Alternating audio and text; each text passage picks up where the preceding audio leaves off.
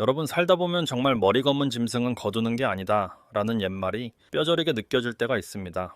믿었던 파트너에게 뒤통수를 맞거나 내가 정말 잘해줬던 사람이 결정적인 순간에 나를 곤경에 빠뜨릴 때 느끼는 그 참담함, 다들 한 번쯤 겪어보셨을 겁니다.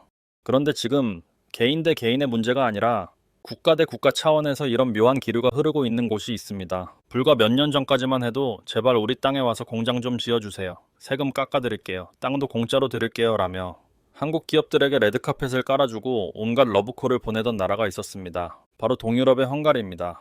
삼성 SDI, SK온 같은 우리 대한민국 기업들이 그 간절한 요청과 유럽 시장의 가능성을 믿고 헝가리라는 낯선 땅에 수십조 원을 쏟아부어 거대한 배터리 기지를 지었습니다.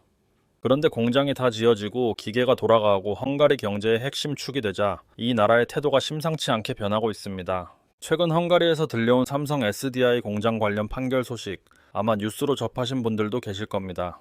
2024년 헝가리 법원이 시민단체의 소송을 받아들여 공장 환경 인허가 효력을 정지시키더니 급기야 2025년 10월에는 환경 허가를 아예 취소하고 새로운 허가를 받을 때까지 가동을 멈춰야 한다는 취지의 판결까지 나왔습니다. 기업 입장에서는 그야말로 마른 하늘의 날벼락입니다.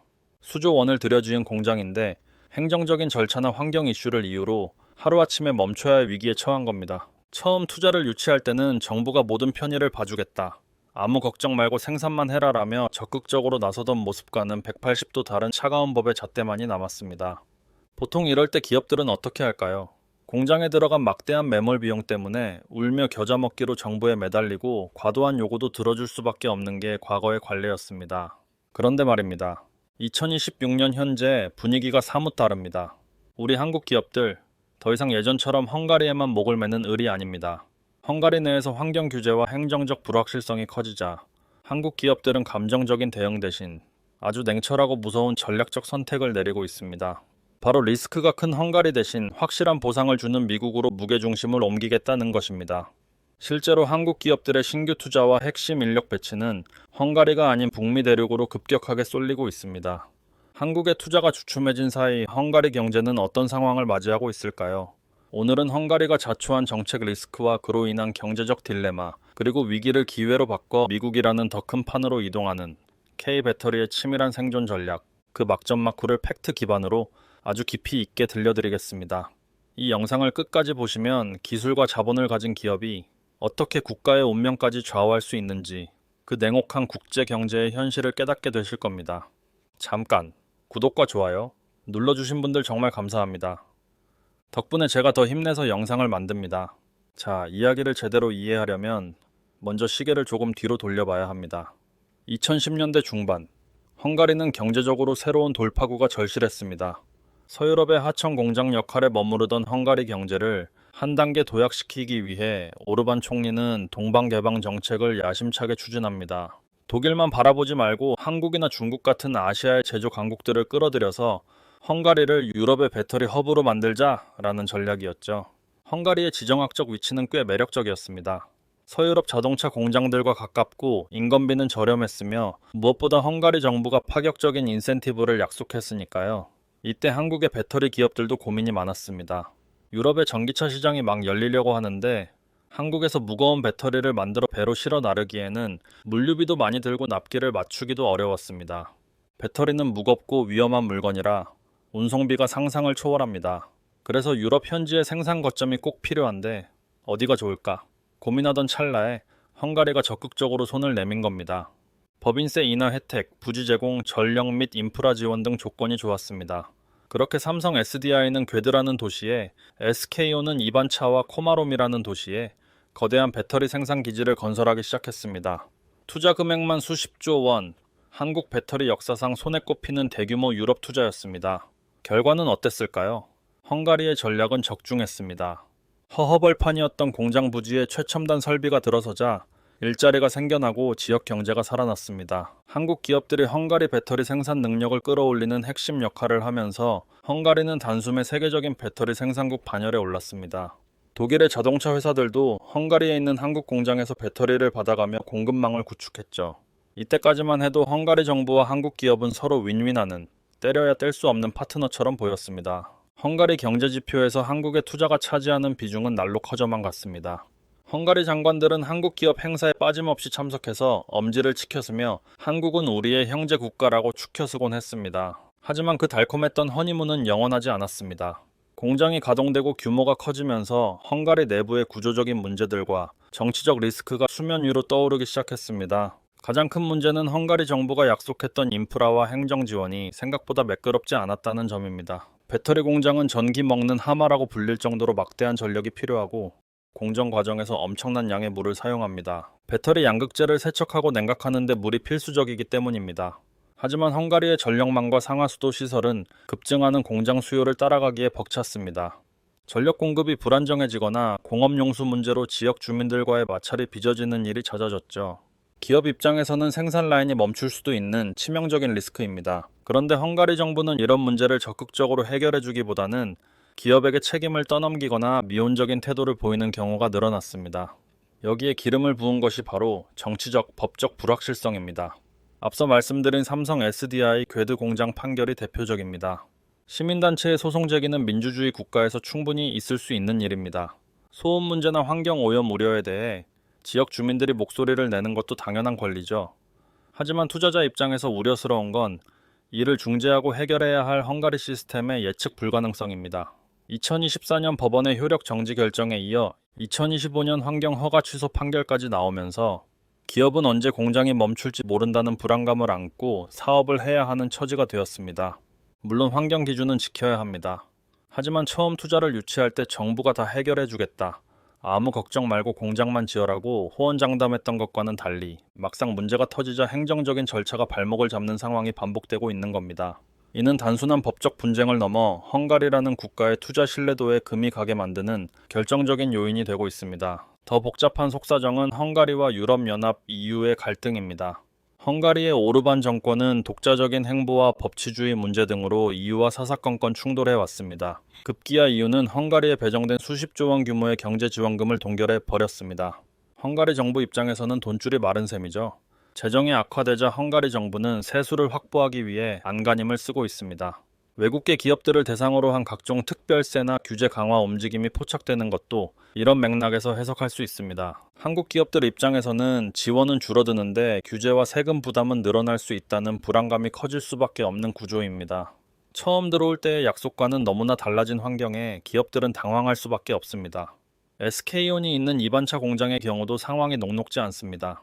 대규모 공장이 들어서면서 수천 명의 인력이 필요한데 헝가리 현지 인력만으로는 이를 채우기가 턱없이 부족합니다. 헝가리는 인구가 적은 나라니까요. 그래서 외국인 노동자들을 데려와야 하는데 최근 헝가리 내부에서 반이민 정서가 커지면서 이마저도 눈치를 봐야 하는 상황입니다. 2025년에는 공장 건설 프로젝트가 마무리되면서 일부 외국인 노동자들과의 계약이 종료되었다는 보도가 있었는데 이를 두고 현지에서는 고용 불안 이슈와 엮어 민감하게 반응하기도 했습니다. 인력을 구하기도 어렵고 데려오기도 까다로운 상황. 제조업체에게는 최악의 조건 중 하나입니다. 이런 상황에서 한국 기업들이 선택한 것은 감정적 싸움이 아닌 냉정한 포트폴리오 재조정입니다. 굳이 헝가리 정부와 멱살 잡고 싸울 필요가 없습니다. 왜냐하면 지금 전 세계는 배터리 공장을 유치하고 싶어서 안달이 난 상태이고 헝가리보다 훨씬 더 매력적인 조건을 제시하는 슈퍼파워가 등장했기 때문입니다. 바로 미국입니다. 미국은 자국 내 제조업 부활과 중국 견제를 위해 IRA, 인플레이션 감축법이라는 그야말로 핵폭탄급 당근을 꺼내 들었습니다. 내용이 정말 파격적입니다. 단순히 세금을 깎아줄게 정도가 아닙니다. AMPC, 첨단 제조 생산 세액공제라는 조항을 뜯어보면 입이 떡 벌어집니다. 미국 땅에서 배터리를 만들면 배터리 셀 1kW 시당 35달러, 모듈까지 만들면 10달러를 추가로 현금으로 꽂아줍니다. 합쳐서 45달러죠. 이게 어느 정도 액수인지 감이 안 오실 겁니다. 예를 들어 50기가와트시 규모의 공장을 100% 가동한다고 가정해 봅시다. 1년에 받을 수 있는 보조금만 약 2조 9천억 원, 거의 3조 원에 달합니다. 3조 원이면 공장을 돌리는 데 들어가는 인건비와 전기세를 다 내고도 남는 돈입니다. 즉, 공장을 짓고 돌리기만 하면 무조건 이익이 나는 구조를 미국 정부가 법으로 만들어준 겁니다. 기업 입장에서는 영업이익률을 획기적으로 높일 수 있는 거부할 수 없는 기회입니다. 한국 기업들 입장에서는 계산기를 두드려 볼 것도 없습니다. 헝가리는 어떻습니까? 우크라이나 전쟁 이후 유럽의 에너지 가격은 급등했습니다. 전기세가 비싸졌다는 뜻입니다. 여기에 행정 처리는 느리고 법적 리스크는 커지고 EU와의 갈등으로 보조금 지원도 불투명합니다. 반면 미국은 세계 최대의 자동차 시장이 바로 옆에 있고 산업용 전기료는 유럽보다 저렴하며 정부가 법으로 정해놓은 막대한 보조금을 매년 꽂아줍니다. 게다가 GM, 포드, 스텔란티스, 현대차 같은 거대 자동차 기업들이 미국에 합작 공장을 짓자며 한국 배터리 기업들에게 줄을 서고 있습니다. 그래서 2024년, 2025년을 기점으로 한국 배터리 3사의 전략 지도는 확연하게 바뀌고 있습니다. 과거에는 유럽, 헝가리, 폴란드 확장의 중심이었다면 이제는 명확하게 북미, 미국, 캐나다가 제1의 투자처가 되었습니다. 삼성 SDI는 스텔란티스, GM과 손잡고 미국 인디애나주 등에 거대한 합작 공장을 짓고 있고 SK온 역시 포드, 현대차와 함께 미국 남부의 배터리 벨트를 구축하고 있습니다. 물론 헝가리 공장을 당장 폐쇄하거나 철수하는 것은 아닙니다. 유럽 시장도 여전히 중요하기 때문에 기존 공장은 계속 가동할 것입니다. 하지만 중요한 것은 미래의 성장 동력을 어디에 쏟느냐입니다. 한국 기업들은 추가적인 대규모 투자와 핵심 인력, 그리고 회사의 사활을 거은 승부수를 헝가리가 아닌 미국에 던지고 있는 것입니다. 헝가리 입장에서는 추가적인 잭팟을 기대하기 어려워진 셈입니다. 헝가리가 스스로 걷어찬 기회가 미국으로 흘러가고 있는 것입니다. 자, 그렇다면 한국의 투자가 주춤해지고 리스크가 부각된 헝가리 경제는 어떤 상황일까요? 한국이 떠나서 헝가리 경제가 초토화됐다고 말하는 건 과장일 수 있습니다.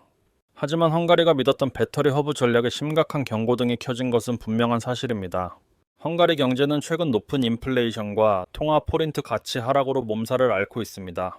물가는 오르는데 월급은 그대로인 상황, 시민들의 불만이 높습니다. 이런 상황에서 헝가리 경제를 지탱해주던 외국인 직접 투자, FDI, 특히 한국 기업들의 공격적인 투자가 예전 같지 않다는 건 헝가리 정부에게 뼈아픈 대목입니다. 미래 먹거리로 삼았던 배터리 산업의 성장 속도가 둔화될 수 있기 때문입니다. 다급해진 헝가리 정부가 꺼내든 카드는 바로 중국입니다. 한국의 투자가 줄어든다면 중국 기업을 유치해서 메우겠다는 전략입니다.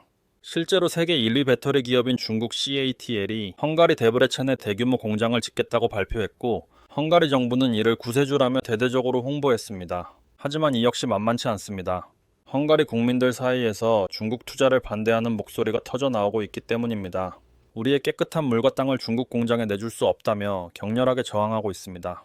특히 물 문제가 심각합니다. 데브레첸 지역은 원래 물이 풍부하지 않은 곳입니다. 그런데 배터리 공장은 엄청난 양의 물을 필요로 합니다. 헝가리 농민들과 주민들은 중국 공장이 들어오면 우리가 쓸 지하수가 말라버릴 것이라며 생존권을 걸고 반대하고 있습니다. 한국 기업들이 환경 기준을 지키려고 노력했을 때도 잡음이 있었는데 환경 문제에 대한 우려가 더 큰 중국 기업이 들어온다고 하니 반발이 더욱 거세진 겁니다. 심지어 헝가리 내에서도 우리가 중국의 식민지가 되는 거냐, 정부가 중국 돈에 눈이 멀어 국민의 식수를 팔아먹는다는 자조 섞인 비난까지 나오고 있습니다.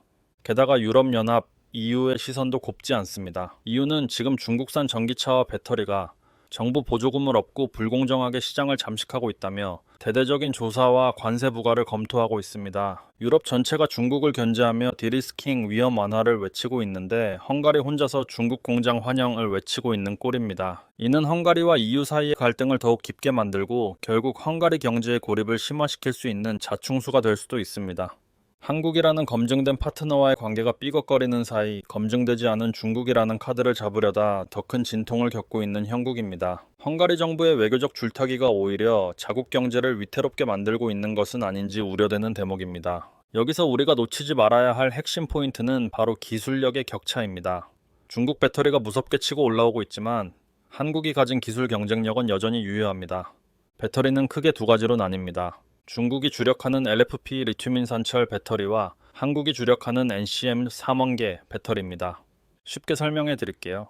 LFP는 철을 쓰기 때문에 가격이 쌉니다. 하지만 에너지를 많이 담을 수가 없습니다. 그래서 주행거리가 짧고 무겁습니다. 특히 치명적인 단점은 추위에 약하다는 겁니다. 겨울철만 되면 배터리 성능이 급격하게 떨어져서 주행거리가 반토막 나는 경우가 많습니다. 반면 한국이 주력하는 NCM 배터리는 니켈, 코발트, 망간을 씁니다. 가격은 좀 비싸지만 에너지 밀도가 월등히 높습니다. 한번 충전으로 서울에서 부산을 왕복할 수 있을 만큼 멀리 가고 가볍고 겨울철 성능 저하도 덜합니다. 벤츠, BMW, 아우디 같은 유럽의 프리미엄 자동차 브랜드들이 1억 원이 넘는 럭셔리 전기차를 만들 때 싸구려 중국 배터리를 쓰고 싶을까요? 아니면 성능 확실한 한국 배터리를 쓰고 싶을까요? 당연히 고성능 한국 배터리에 대한 수요는 탄탄합니다. 그렇기 때문에 헝가리가 정책 리스크로 한국 기업을 힘들게 하면 아쉬운 건 한국 기업이 아니라 고성능 배터리 공급망을 잃게 될 헝가리와 유럽 자동차 업계가 될 수도 있다는 점입니다. 이것이 바로 기술을 가진 자가 누릴 수 있는 협상력입니다. 한국 기업들은 이 기술력을 바탕으로 국가를 선택할 수 있는 힘을 가지게 된 것입니다. 여러분, 오늘 헝가리 사태를 통해 우리는 아주 중요한 경제적 교훈을 얻을 수 있습니다. 과거에는 기업이 공장을 지을 땅이 필요해서 국가에 읍소하고 로비를 했습니다. 제발 저희 투자 좀 받아주세요 라고 말이죠. 하지만 지금은 시대가 완전히 바뀌었습니다. 압도적인 기술력과 자본, 그리고 일자리 창출 능력을 가진 글로벌 기업은 이제 국가를 쇼핑하듯이 골라서 갈 수 있는 슈퍼갑의 위치에 올라서고 있습니다. 너희 나라 조건이 별로네? 정책이 오락가락해서 불안하네? 그럼 옆 나라 갈게. 저쪽 나라, 미국은 보조금도 3조 원씩 주고 법적 보호도 확실하다는데? 라고 냉정하게 판단하고 이동할 수 있는 힘이 생긴 겁니다. 헝가리 정부는 이 거대한 시대의 흐름과 기업들의 생리를 간과했을지도 모릅니다. 일단 공장을 지어놨으니 못 나가겠지 라고 안일하게 생각했을 수도 있습니다. 하지만 한국 기업들은 리스크가 감당 불가능하면 더 큰 기회가 있는 곳으로 간다는 것을 행동으로 보여주고 있습니다. 미국의 IRA라는 거대한 물결을 타고 K배터리는 이제 유럽을 넘어 북미 대륙으로 그 영토를 확장하고 있습니다. 헝가리에서의 시련은 오히려 한국 기업들에게 특정 국가에 대한 의존이 곧 치명적인 리스크가 될 수 있다는 냉혹한 사실을 일깨워 주었습니다. 결국 이번 사태는 우리 기업들이 헝가리라는 한정된 무대를 넘어 전 세계 공급망의 주도권을 쥐고 생산 거점을 전략적으로 재편하는 결정적인 전환점이 된 셈입니다. 물론 헝가리 공장이 당장 문을 닫는 것은 아닙니다. 하지만 헝가리 정부가 지금처럼 규제 일변도의 정책과 불확실성을 고집한다면 한국 기업들의 마음은 점점 더 멀어질 것입니다. 그리고 그 빈자리를 중국 기업이 채우려 하겠지만 환경 문제와 EU의 견제라는 더 큰 파도를 넘어야 할 것입니다. 헝가리가 유럽의 배터리 허브라는 꿈을 지키기 위해서는 투자 기업을 잡아둔 물고기로 취급할 것이 아니라 신뢰할 수 있는 동반자로 대우하는 태도 변화가 절실해 보입니다. 우리 기업들이 헝가리에서 겪고 있는 난관은 분명 힘든 과정입니다. 하지만 이를 통해 믿을 건 우리 실력과 냉철한 전략뿐이다 라는 사실을 다시 한번 확인했습니다. 헝가리가 흔들리면 미국으로 확장하고 기술 격차를 더 벌려서 전 세계 어디서든 환영받는 기업이 되는 것, 그것이 진정한 승리일 것입니다. 우리 기업들이 헝가리에서의 법적, 행정적 리스크를 슬기롭게 극복하고 미국이라는 더 크고 화려한 무대에서도 보란듯이 성공해서 세계 1위 자리를 굳건히 지키기를 진심으로 응원합니다. 오늘 준비한 영상은 여기까지입니다. 헝가리의 딜레마와 K배터리의 전략적 대이동, 여러분은 어떻게 보셨나요? 복잡한 국제 정세 속에서 우리 기업들이 어떤 선택을 하고 있는지 이해하는데 도움이 되셨기를 바랍니다. 저는 다음에도 여러분의 인사이트를 넓혀드릴 더 알차고 흥미진진한 경제 이야기로 다시 찾아오겠습니다. 감사합니다.